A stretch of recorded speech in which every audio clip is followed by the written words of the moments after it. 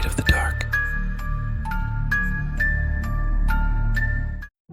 From the eyewitness account in the local newspaper. I remember his sturdy body. I remember how he dismembered the corpses. It's strange that he only targeted men and left the women and children untouched. From a distance, his head looked like that of a terrifying pig. He mercilessly did as he pleased, swinging his massive axe.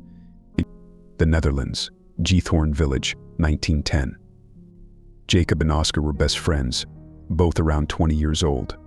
They worked at an old mill near the shop of their acquaintance, a cellar, where they would go in their free time for fresh buns and soft cheese.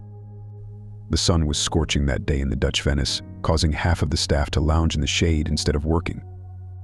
"I'm not tired," said Jacob, pouring cold water from a bucket over himself. "I'm about to die from the heat myself." Oscar wiped the salty sweat from his brow with a handkerchief, agreeing with his friend. "Yeah, the sun is really beating down today," Jacob added, wringing out his soaked shirt. "Pass me the flask." Oscar sat by the half-open door of the main entrance and asked for the flask. Jacob fetched it from the ice bucket and threw it to him. "Are you going to the shop?" Jacob asked as he opened the mill door. "I'm already hungry," he added. "I'll go, my stomach is growling," Oscar replied, closing the flask.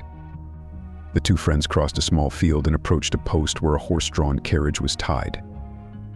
Jacob jumped into the carriage, took the whip, and struck the horse's mane to get it moving. The horse immediately started walking, lifting its hooves. While Jacob drove the carriage, Oscar lay in the hay, one leg crossed over the other. "Did you feed her today?" Oscar asked, looking at Jacob's back. "Yes, she's had her fill since morning," the beauty Jacob replied, continuing to look forward as the carriage left the field and entered the straight path to the village. "Look at that," exclaimed Oscar, pointing at a trail of blood leading into the village. "What kind of devilry is this?" "I saw it this morning on my way to work. The guys at the mill said it might be a wild dog that killed a couple of chickens," Jacob explained, glancing at the bloody trail. After about 10 minutes, the two friends arrived in the village and stopped at the first shop they saw. The sign above the door depicted Dutch cheese, and the words Van Luffikson's shop were written above it. Fresh sausages, fruits, and vegetables were hung by the windows, and the aroma of baked goods filled the air. As soon as Jacob and Oscar stopped their carriage in front of the shop, they flung open the door and entered, greeting the old acquaintance who had been working as a seller there for many years.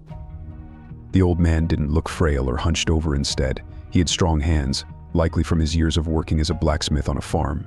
However, what set him apart was that he was missing his left eye, having lost it to a spark during an axe-forging accident in his youth. At that moment, the shop was empty, except for the three of them. "Oh, hello there. Come in, my dears," the elderly seller greeted his friends, pushing aside the beaded curtain and putting down his book. "Hello, Uncle Van Luffikson. We'll have the usual," said Jacob, leaning against the windowsill. "Uncle Van Luffikson, what's this?" Oscar asked, pointing at the portraits of three men hanging above the shelves of watermelons. "Oh, those? The detectives brought them by this morning and hung them up. They say these posters will be displayed in all the shops and on every post," the old seller replied as he poured coffee into cups for the boys. The faces of three people were depicted near the shelf. According to the old seller, these individuals had gone missing a week ago, and a missing sign hung above their heads. Jacob moved away from the windowsill to get a closer look at the portraits. He then took a cup of coffee from the counter and took a sip, raising his eyebrows. "Damn, that's hot," he exclaimed, closing his eyes from the scalding coffee. Oscar, still staring at the portraits, spread some soft cheese on a sesame-sprinkled bun and took a bite. With his mouth full, he began to speak. "I think there's a serial killer in the village," he mumbled, looking at the faces of the missing persons. "There are plenty of crazies in this world," agreed Uncle Van Luffikson, taking a kitchen knife and cutting a ripe apple into small pieces. "Do you think the killer lives in our village?" Jacob asked, blowing on his coffee. "Even if he does, let him just try to come near us. I'll show him he's picked the wrong person to mess with," Oscar said heroically, swallowing his sandwich. The boys in the cellar laughed at the thought of the killer, thinking he was just a crazy idiot who needed to be taught a lesson and sent to the electric chair. After their lunch in the shop, the two friends pulled out a few coins from their pockets and placed them on the counter to pay. They bid farewell to their acquaintance and headed for the door. "Oscar." Jacob, the old man, called out as he tossed the coins into a wooden box. The two friends stopped and turned to face him. Please be careful, he said in a slightly agitated voice. We'll try, Jacob replied, nodding his head. The seller continued, and after dark, stay inside your homes. No matter what you hear, do not go outside, he insisted, his old eye bulging. The two friends silently opened the door and stepped out into the street. Oscar jumped onto the carriage and took the reins of the horse, while Jacob, holding his stomach full of food, lay down in the hay and put a piece of straw in his mouth, picking at his teeth. Now it's my turn to be the commander, Oscar laughed, and he flicked the horse's mane with the whip. Go on, drive me, slave, Jacob laughed back, continuing to pick at his teeth. The horse started moving, pulling the carriage with Jacob lounging in it. The sound of hooves clopping against the stones filled the air. As soon as the carriage left the village, a small piglet ran up to the wheel, grunting and sniffing the wooden wheel. It obstructed the horse's path, forcing Oscar to stop to avoid running over the little creature. Hey, little guy, where are you off to? Oscar asked, looking down at the piglet. Why are we stopping? Jacob exclaimed, lifting his head from the hay. Look, we've got an obstruction here, said Oscar, jumping down from the carriage. He picked up the grunting piglet and noticed that its snout was smeared with fresh blood. Not wanting to get dirty, Oscar put the piglet down and wiped his hands with a handkerchief. The piglet ran towards the village as if it were scared or even possessed. Oscar, with one foot on the wooden step, was about to climb back up when he looked into the bushes from which the squealing animal had emerged. He approached the bushes suspiciously. Oscar, where are you going? Jacob shouted, jumping down from the carriage. Oscar, without responding to his friend, quickened his pace towards the bushes. Can you hear me? Where are you going? Jacob asked again, hurrying after him. The piglet. Its snout was smeared with blood, Oscar said, pushing the branches aside. So what? It's just a pig, Jacob replied, revealing the widely known information as if to help his friend part the branches. True, but why was this piglet running from there? Oscar asked, pointing to the initial bush and continuing to look down at the roots of the branches. I don't know. Maybe it found some dead rat, Jacob suggested. Damn it, Oscar, let's go back. We still have a few hours of work left and it will be dark soon. Look, Jacob said, abruptly stopping. The two friends stepped out onto a small meadow alongside a river. Oscar noticed a man lying near the bridge with his head cut off. Good Lord. What the hell? Jacob whispered, circling the corpse. It looks like one of the missing persons, Oscar said. Yes, that's definitely one of them. It seems there really is a maniac in the village. We need to call for help immediately, Jacob agreed. Jacob started to back away, ready to run, but Oscar caught his arm and tried to convince him not to do anything foolish.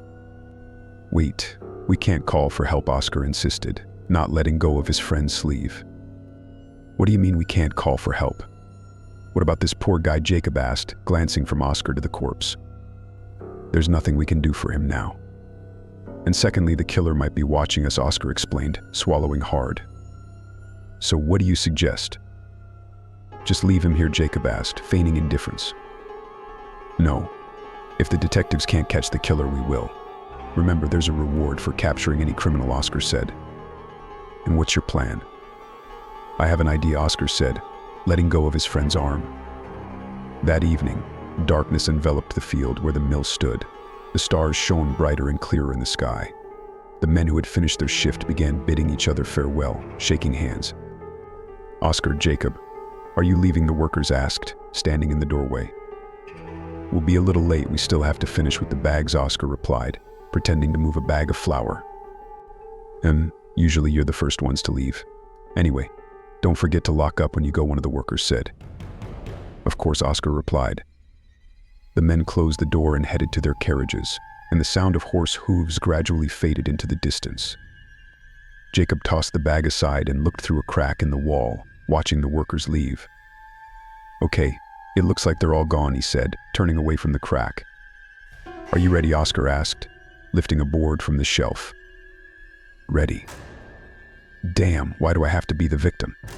You've always been the faster runner since we were kids, don't you remember? Oscar said, taking a strong rope and stuffing it into the pocket of his tattered jacket. Fine, Jacob replied. Do you have everything? Jacob asked, taking a deep breath to make sure Oscar hadn't forgotten anything. Yes, I have it all. It's all according to the plan. You walk across the field and call out to that freak. When you see him, you run towards our carriage, where I'll be hiding under the hay. When you reach me, he'll come after you. And I'll jump out and hit that bastard on the head with this board. Then we'll tie him up and take him to the commissioners," Oscar explained. "Smart. But have you considered that he might have a gun or something?" Jacob asked. "What gun? Did you see that poor guy without a head? He was clearly not killed by a bullet," Oscar countered. "All right, let's not argue. It's time to act," Jacob said with a smile. The two friends cautiously peered out of the mill to survey their surroundings.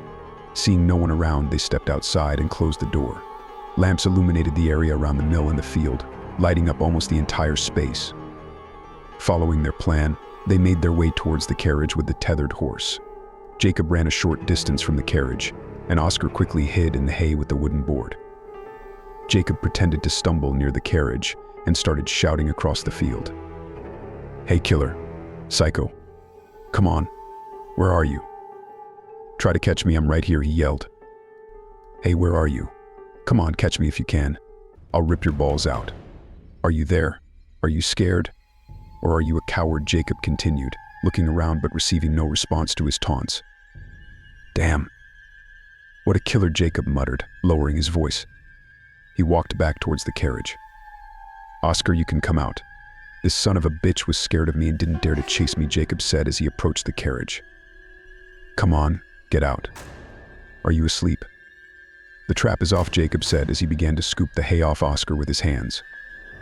But as he cleared the prickly hay from Oscar's head, he discovered that his friend lay there with his eyes wide open, bloodied. Blood gushed from his chest, flowing down towards the wheels.